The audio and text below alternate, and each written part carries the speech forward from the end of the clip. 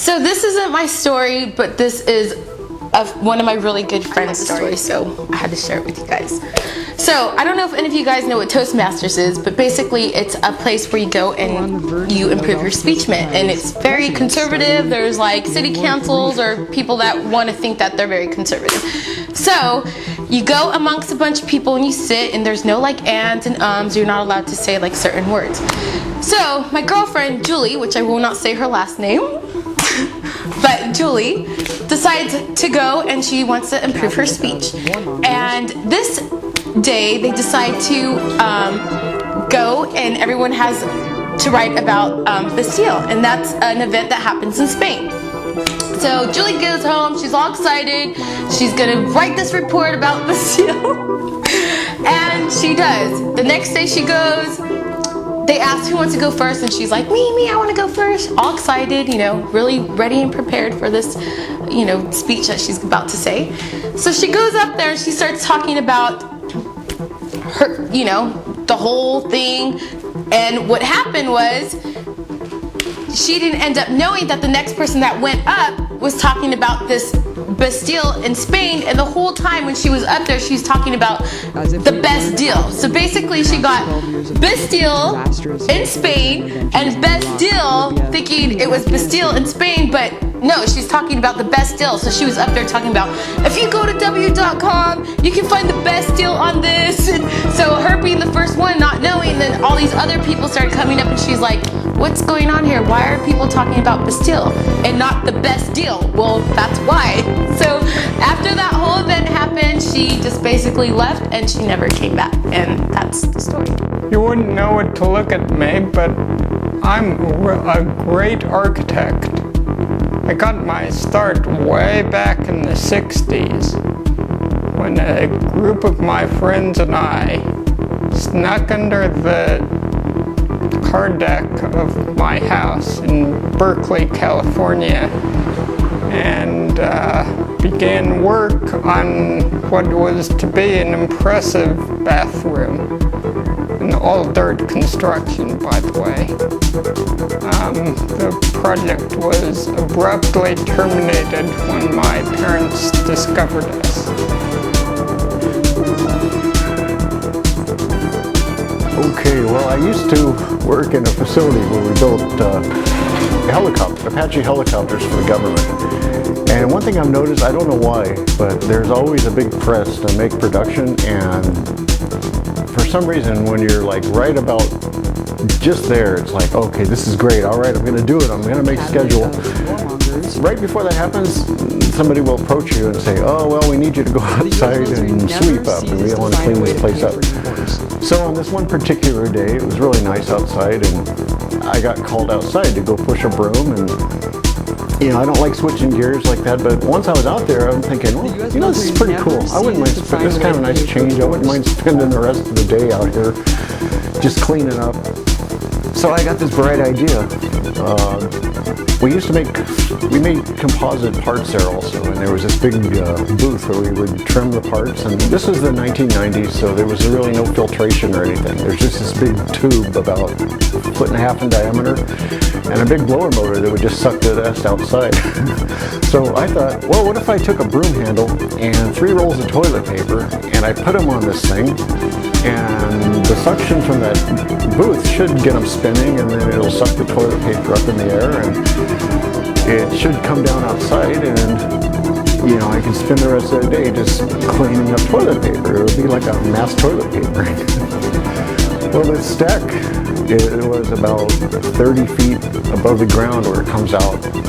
So I put the 3 rolls of toilet paper on there, and it was like 5 times quicker than I thought it would be. I mean, within 15-20 seconds, all 3 of those rolls had got sucked into that thing.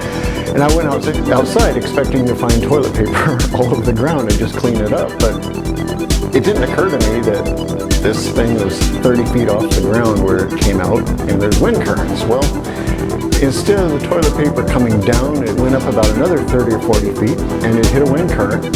So I went outside, and instead of seeing toilet paper all over the ground, there was this big, beautiful, fluffy white cloud blowing to the north, which would have been okay, except that this facility I worked at was right next door to the airport, And, you know, sometimes things mushroom into bigger than you intend them, kind of a non-linear type thing. Well, they didn't let any planes take off our land for a half hour. And I was thinking, well, you know, it's not that big of a deal. The air will clear, oh, but we can just and bomb the the planes will shit start out of taking off Syria and and get the landing Egyptian again. military. Well, I was listening to the news that night, and this is during, I think it was 1988. It was when the first George Bush was running for president, and Ronald Reagan was still the standing president, and he was flying in town to do I think he was going to be at the Town and Country. He was going to put in a good word for George Bush. Well, I heard on the news that night that he was like a half hour late for his speech because he was detained up in the air for an extra half an hour. They wouldn't let any planes take off or land, including Ronald Reagan's, because of some cloud of mysterious debris that was in the air. Anyway, that's my story.